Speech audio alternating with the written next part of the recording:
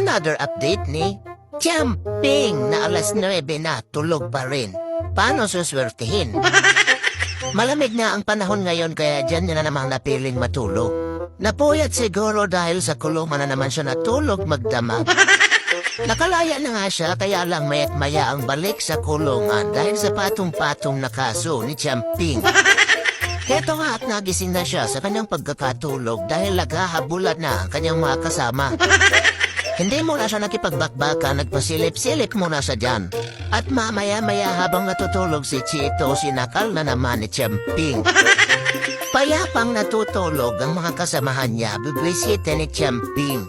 Wala steak na po siya ito. Oh, ayan, si uncle mo ang istorbohin mo, Camping. Binabalakan niya na naman ang dukutin ang mga nandyan sa gilid ng sopa. Kaya lang hindi siya makaporma dahil nakabantay sa kanya ang kanyang Uncle Casper. Maya-maya umalis na ito at hindi na itinuloy ang binabalak dahil natatakot na naman sa barako. Ganon pa rin banay para ng pangsisip-sip niya kay tao. Kung kailan sikip sa kapasumisiksik. Hindi pa rin natatapos ang bakbakan mayat maya ang panunugod ni Camping. Kaya naman laging sa selda ang bagsak niya.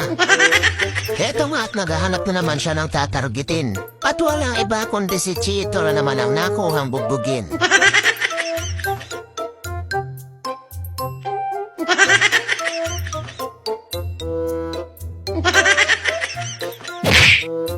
Nainis na naman sa kanya si Chito kaya lumalaban ito. Si Camping talaga namang laging hanap ay basag ulo.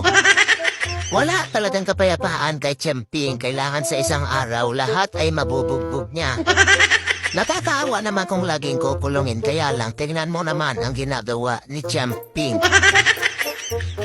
Matatahimik lang yan kapag si Uncle na ang kaharap niya.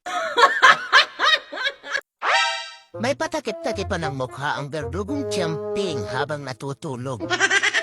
At makikita ang tatlong tama niya sa ilong na siguradong ang anti-Chloe niya ang may kagagawan dahil sunod-sunod na gabi ang kanilang bakbakan. Oh, tingnan ko ang mga tama mo sa ilong, Camping.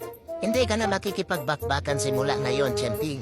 Makikipagbati ka na sa Uncle Casper mo. Kung ayaw mo makipagbati, ibabalik kita sa nanay mong aso, Camping.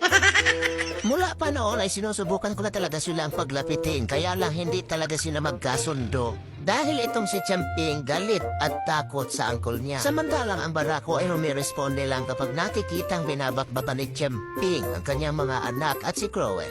Mahilig makipaglaro at makipaghabulan si Camping dahil bata pa nga siya pero dahil magkaiba sila ng lahi ay naiinis sa kanya ang mga maligalig. Kaya naman nauuwi lagi sa bakbakan ang hindi niya lang talaga makasundo ay ang barako.